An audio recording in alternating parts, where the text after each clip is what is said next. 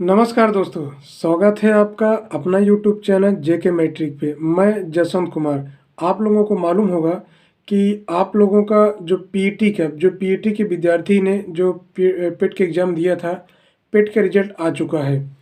तो बहुत ही जल्द उत्तर प्रदेश में आपके आदित्य योगी जी नाथ, जो आपके उत्तर प्रदेश के मुख्यमंत्री हैं, वो आपको जो है एक नई भर्ती देने वाले हैं, जो भर्ती है आपकी लेखपाल। तो लेखपाल में जो डिफ़िकल्ट जो क्वेश्चन बनते हैं, वो सारे क्वेश्चन मैं आप लोगों को आज बताने जा रहा हूं। तो जो विद्यार्थी इस वीडियो को देख रहे हैं, शुरू से लेकर अंत तक बने रहिएगा। आपको इतने अच्छे अच्छे क्वेश्चन मिलने वाले हैं जो आपको रेलवे कह सकते हैं, जो लेखपाल में ये अधिकतर क्वेश्चन आएंगे। ये मान के चलिए, ये क्वेश्चन आना 99% बिल्कुल तय है। तो ठीक है दोस्तों, चलिए देर ना करते हुए शुरू करते हैं आपका जो है अपना वीडियो। और आज का आपका पहला क्वेश्चन है, एक समबाहु त्रिभुज ए बी सी की प्रत्येक भुजा 12√3 है, 12√3 सेंटीमीटर हो, तो उस त्रिभुज के आंतरिक वृत्त या अंतःवृत्त, आंतरिक वृत्त या अंतःवृत्त का मतलब होता है कि अंदर का वृत्त। कहाँ का वृत्त? अंदर का वृत्त। जैसे कि देखिए, समझिए, एक समबाहु त्रिभुज, हमने एक ये समबाहु त्रिभुज बनाया। समबाहु त्रिभुज किसे कहते हैं? जिनकी तीन भुजाएं क्या हो? बराबर हो। ये भुजा आपकी तीन भुजाएं बराबर हो। एक समबाहु त्रिभुज ए बी सी की प्रत्येक भुजा कितनी है? तो ये है 12√3। ये भी आपका 12√3 है। ये भी आपका 12√3 है।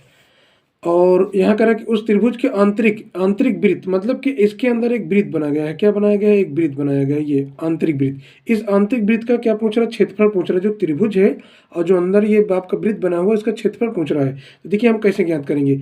सबसे पहले आप लोग को मालूम होगा कि समबाहु त्रिभुज, समझ लीजिएगा, मैं लिख दे रहा हूँ,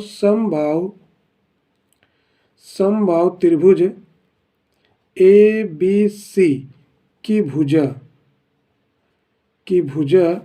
ए बराबर 12√3 दे रखा है। कितना दिया है? समबाहु त्रिभुज ए बी सी की भुजा कितना दे रखा है? 12√3 आपका दिया है। फिर देखिए, त्रिभुज ए बी सी के अंतः वृत्त की त्रिज्या, अंतःवृत्त की त्रिज्या मतलब आर बराबर होता है a/√2√3 होता है। ध्यान दीजिएगा सूत्र, जब भी कभी अंतःवृत्त की ये अंतःवृत्त जो त्रिज्या है, ये जो आर है, इसका सूत्र होता है त्रिभुज ए बी सी के अंतःवृत्त की त्रिज्या बराबर आर बराबर a/2√3। जैसा कि आपको मालूम है कि एक वैल्यू ये देखिए दे रखा है, एक वैल्यू दे रखा है, तो आप क्या करेंगे? एक स्थान पर रखेंगे 12√3/2√3। जब भी कभी करनी नीचे आ जाए तो करनी हटाने के लिए क्या तरीका है कि दोनों को परिमेयकरण कर दीजिए। क्या कर देंगे? परिमेयकरण।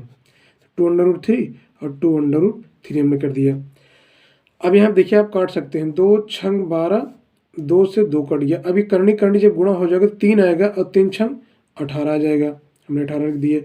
ये करनी 3 और करनी 3 जब गुणा होगा तो 3 आएगा और 3 से काट देंगे तो कितना आ जाएगा? हमारा 6 आ जाएगा। लेकिन ध्यान दीजिएगा, तो त्रिभुज के अंतःवृत्त या अंतःवृत्त का क्षेत्रफल पूछ रहा है। जैसा कि आपको मालूम है कि जो त्रिभुज होता है, त्रिभुज का क्षेत्रफल का सूत्र होता है, त्रिभुज का क्षेत्रफल बराबर होता है पाई आर स्क्वायर। क्या होता है? पाई आर स्क्वायर। पाई की वैल्यू, पाई को इसे रहने दीजिए, आर की जो वैल्यू हमें मिली है, कितना मिली? 6 मिला हुआ है, क्योंकि आर बराबर हमने 6 तो निकाला है, तो 6 को 6 स्क्वायर कर दीजिए, तो पाई बराबर 6 छंग 36 हो जाएगा, 36 सेंटीमीटर स्क्वायर। ठीक है दोस्तों, चलते हैं आगे। आपका अगला क्वेश्चन है, एक समबाहुभुज के प्रत्येक बाह्य कोण का मान 72 डिग्री हो, तो उस बहुभुज में भुजाओं की संख्या कितनी होगी? भुजाओं की संख्या, ध्यान दीजिएगा, मैं आपको फार्मूला लिख दे रहा हूँ। बहुभुज में भुजाओं की संख्या, बहुभुज में भुजाओं की संख्या बराबर होता है, बहुभुज में भुजाओं की संख्या बराबर होता है 360 बटा प्रत्येक बाह्य कोण का मान, या कह सकते हो, चलिए, प्रत्येक बाह्य कोण का मान। तो आप बताइए, 360 ऐसे रहने दीजिए, प्रत्येक बाह्य कोण का मान कितना दिया है? यदि प्रत्येक बाह्य कोण मान कितना है? 72 दिया है, 72 रख दीजिए। और ये जो है बहुभुज में भुजाओं की संख्या, मतलब भुजाओं की संख्या हम एन से डिनोट करते हैं। तो चलिए इसको हल करते हैं। 9 8 72, 9 8 72, 9 4 36, 8 5 40। तो भुजाओं की संख्या कितनी आ गई हमारी? 5 आ गई।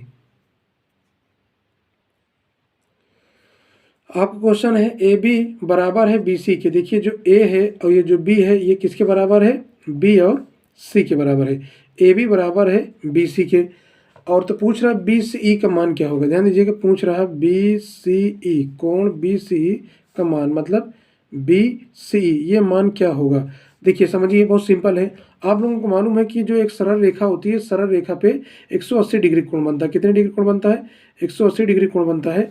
तो आप यहाँ समझिए, अगर यहाँ पे, यहाँ देखिए, अगर ये 80 बना हुआ तो ये कितना हुआ होगा? तो आप बताएंगे 100 हुआ होगा। जब ये अंदर का कोण 100 और 80 हम जब जोड़ेंगे तो हमारा कितना आ जाएगा? 80, क्योंकि ये एक सरल रेखा है। जब यहाँ पे 100 हो गया तो यहाँ पे कितना हुआ होगा? 40 हुआ होगा। ये भी 40 और 40 कितना हो गया? 80। 80 में 100 जोड़ा तो 180 हो गया। तो आप ये बताइए, ये भी एक तो सरल रेखा बन रही है, ये देखिए।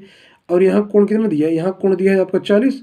तो बताइए कोण कितना हो जाएगा? ये कोण कितना हो जाएगा? आप 180 में से 40 माइनस कर दीजिए तो आपको कितना आंसर हो जाएगा? 140। तो ये जो बाह्य कोण जो पूछ रहा है सी की वैल्यू, वो कितनी आ जाएगी हमारा? 140 डिग्री आ जाएगा। अगला क्वेश्चन है, किसी त्रिभुज की दो छोटी भुजाएं क्रमशः 20 सेंटीमीटर 21 सेंटीमीटर है, तो त्रिभुज की तीसरी भुजा। समझिए, कोई ये त्रिभुज है। अब एक भुजा दिया है 20, दिया है एक, दिया है आपका 21 और तीसरी की भुजा पूछ रहा है। आपको मालूम है कि कर्ण का वर्ग बराबर होता है लंब का स्क्वायर प्लस आधार के स्क्वायर। तो लंब आपका 20 है तो 20 को स्क्वायर करेंगे, स्क्वायर कर दीजिए और फिर 21 के स्क्वायर कर दीजिए। आपको मालूम है 20 का स्क्वायर कितना होता है? 400 होता है। 21 का वर्ग कितना होता है? 441 होता है।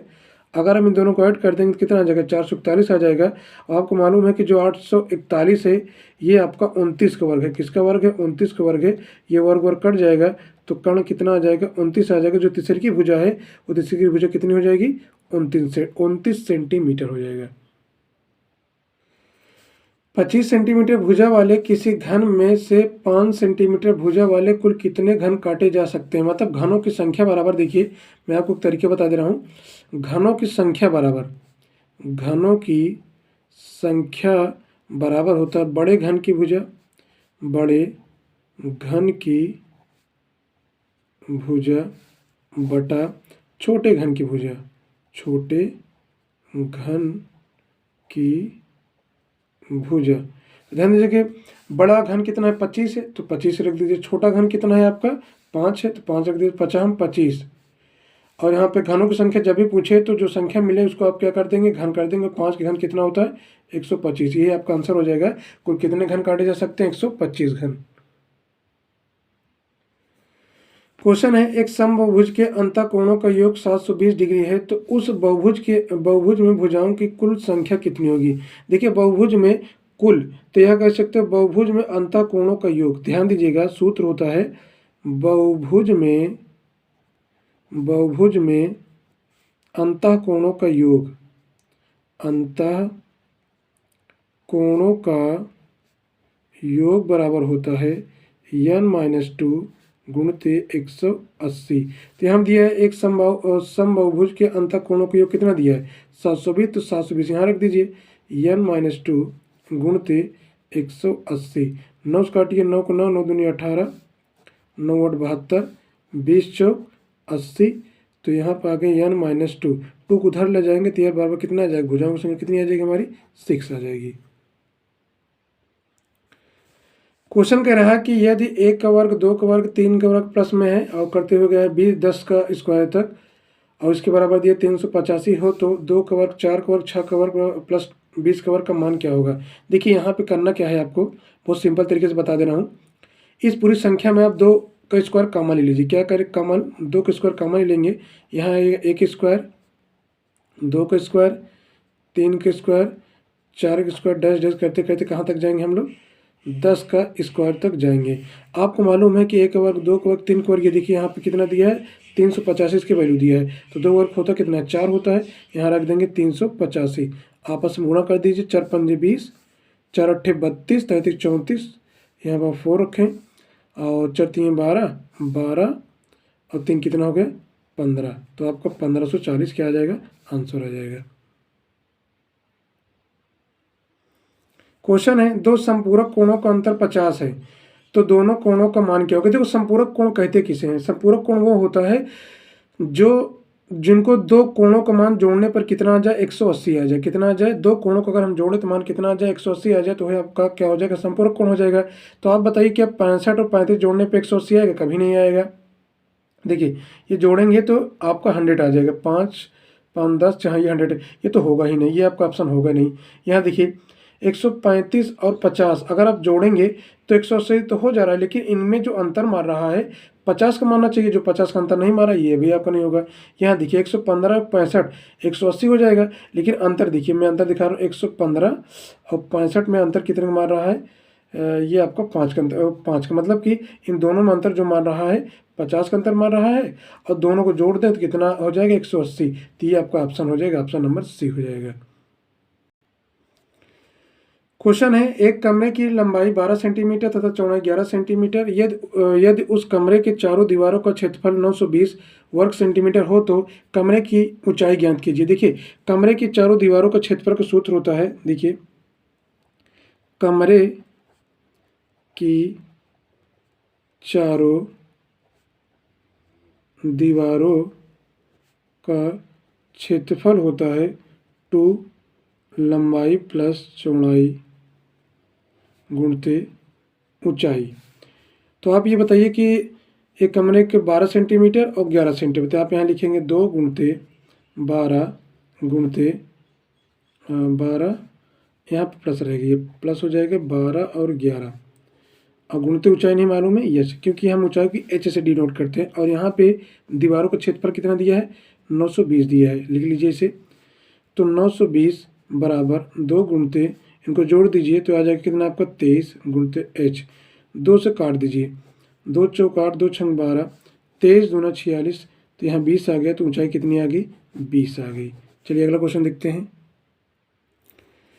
क्वेश्चन है, किसी घनाभ के 3 संलग्न फलकों के पार्श्व पृष्ठ के क्षेत्रफल क्रमशः 25 centimetre square, 64 centimetre square, 225 centimetre square हो तो घनाभ का आयतन। देखिए घनाभ का आयतन का सूत्र क्या होता है, घनाभ के आयतन, घनाभ के आयतन का सूत्र होता है LBH। क्या होता है, LBH।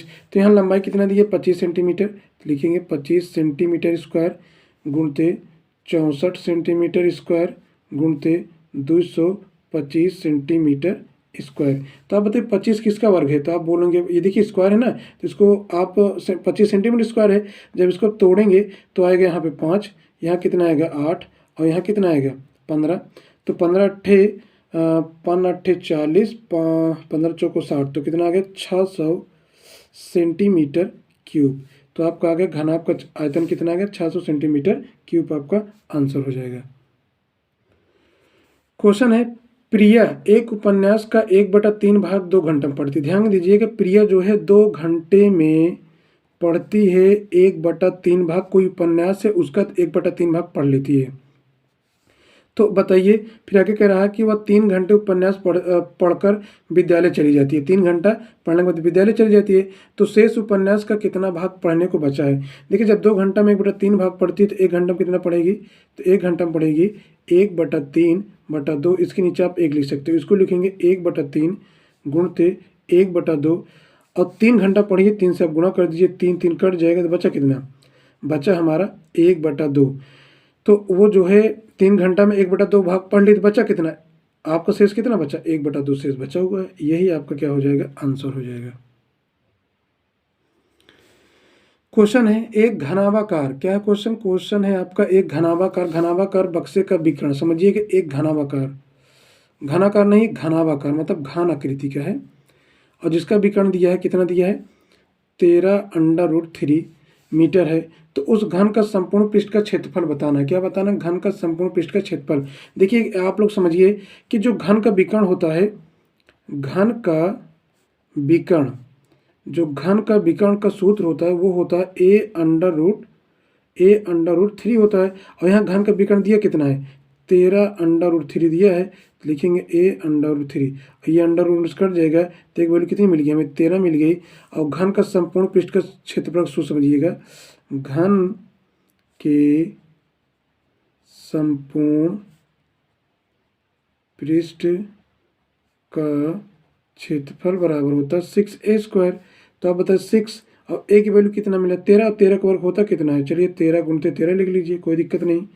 6 गुणते 13 का वर्ग होता है 169। चलिए गुणा कर लीजिए।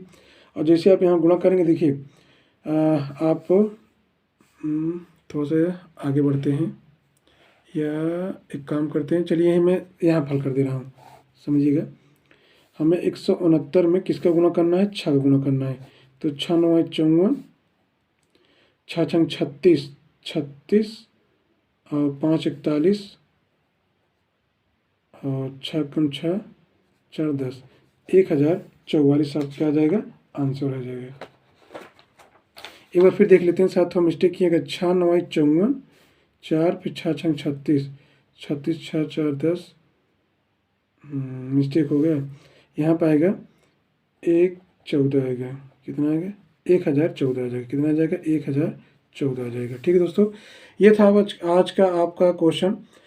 तो जो भी विद्यार्थी, देखिए हमारा एक उद्देश्य होता है कि ज़्यादा मैं बातें नहीं करता हूँ, क्योंकि अब होता क्या है कि अगर हम बातें ही करेंगे तो फिर आप लोगों को जो है, ना हमारे पास इतना समय है ना आपके पास समय है। तो होता क्या है कि कम से कम समय में अच्छे अच्छे क्वेश्चन मैं आप लोगों को बीच बीच में लाता रहूँगा।